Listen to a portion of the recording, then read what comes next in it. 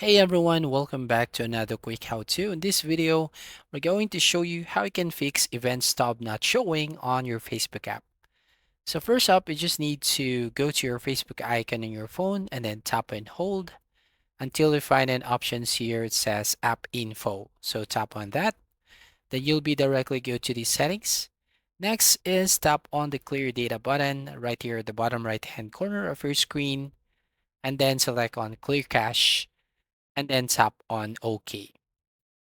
Once you've done this one here, go to your Google Play Store if you're using Android device. So go to the home screen, go back to your home screen, and then go to Google Play Store right over here. And then go to the search box at the top and search for Facebook app. All right, so here, as you can see, if an update button shows up right over here, just need to tap on update. And once you've done, tap on open. And as you can see, you will get the latest version of the Facebook.